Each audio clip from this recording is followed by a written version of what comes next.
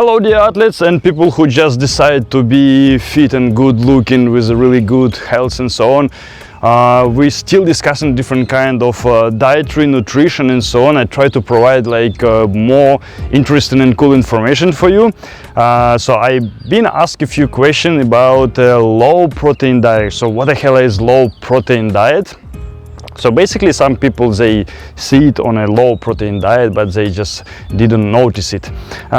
So for high protein diet, let's say when the athletes, mostly bodybuilders, they try to gain more muscle weight, they eat about 2 grams of protein on 1 kilogram of your own weight, or even 3. Professionals, they eat about 3 grams of protein on 1 kilogram of their own weight. So yeah, imagine how much water you need to drink, so be able to digest that protein, and how much carbs be able to digest such amount of protein.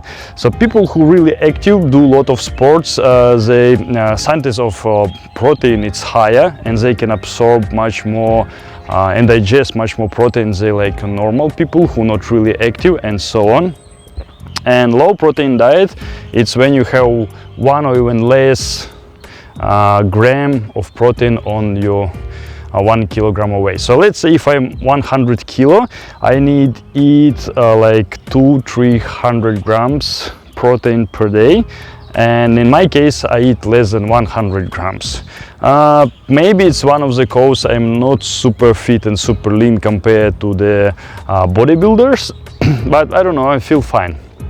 But basically I choose this diet, like let's say unconsciously. I try many different diets, as I said you before, vegetarian, vegan, raw foodist, whatever I see, how I feel like and so on. Okay, so let's discuss what the benefits you might get if you sit on a low protein diet. So basically I found a different kind of information. I made the research later on when I talked to some people who do the yoga for last 10 years and so on, and they over the 40s and they look amazing. And I thought, okay, I need to make some small research, try it, and said, oh damn, but I've been on a low protein diet for like long time already and so on. So now I just want to share it with you. If you can find some really cool information, yeah, just please share with me. I'll be glad to read it or watch it or listen it or whatever. So main benefit when we have a lot of proteins, especially from meat, fish, whatever, it's increase the acid level in our body. If you're doing sport, also it's increase amount of milk acid. So basically when you running and you just feel pain, cannot run anymore and so on. So basically some people said it increases the endurance. I've even found a few athletes who done Ironman and ultra marathon. So ultra marathon is like more than 42 kilometers and so on. But additionally, I found people who do it professionally with the years, and they sit on normal diet. And some people, they try to manage like more proteins and more fat, because they said they recover better in this case. But I think it's a little bit personal. So I didn't found like a pretty good statistic. Some people said yes, my endurance was increased on a certain diet, and some people said they didn't notice anything. In my case, on vegetarian diet, I feel much lighter. For example, I can eat salads or fruits, and after 15 minutes I can go run, no problem. I can do the boxing or whatever. But if I eat a lot of cereals, but mostly I try to sit on the cereals or meat or whatever, I don't think so. It's no chance. Beans. So usually such kind of food, when you eat, need like longer time for digest and so on. Other benefits, you're supposed to feel lighter. Another one, if you're doing sport, bodybuilders know, when you do some weights, you get the pump, super cool and nice feelings when you feel you growing, you're big, your blood pump your muscles. Yes, it's bring more blood to your muscles, but it's only temporary feeling. So it's getting bigger, and after it going back to a normal size. But if you do, let's say, boxing and you pumped up, you already cannot work in the same speed. And if you do the wrestling, same. You can't be like same alert and make same moves. So basically on low protein diet, you get lack of such feelings. So basically you're not easily get pump and so on. Yeah, but if you want to get pump, I don't know, fast carbs, easily. Or you can use amino acids like arginine, works really well, aspartamic acid, creatine, pump you like crazy. Is for opposite effect. What else? People who done the yoga, they explain in Wing Chun, whatever, they explain it's like in health purposes. So they notice they get less sick when they decrease amount of protein in their diet.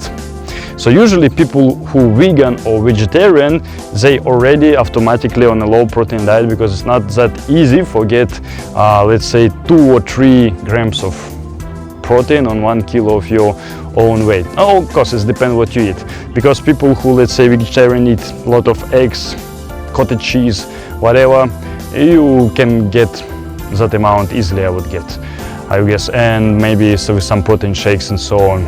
Vegan, raw foodist, you can, but it's more difficult. But mostly from diet, what I saw, what people share, what other models share on Instagram and other social networks, what I saw, probably it will be maximum 1 gram of protein on your 1 kilo weight, as I seen. But yeah, you can use some sports supplements, but some people don't use. They said it's not natural, don't use it. Yeah, I do use sometimes, depend. So if training 2 times per day, yeah, probably you'll be needed. And I didn't feel anything like any effect until I make my trainings really hard. So when I train really hard, like 2-3 hours, or make 2 trainings, after your muscles in pain, your muscles get stuck and so on, different kind of exercises, like your legs or arms shaking, and you have not enough time for recovery. And amino acids, when I use it, so how many, maybe 30 grams 2 times a day, I feel a release. I feel this recover me a bit more. Okay, so let's come back to the low protein diet. Even some athletes, Voyevoda from a bobsleigh in Russia, and some French, oh my god, what's his name, who are cycling and runner. So I found a few athletes who sit on a low protein diet.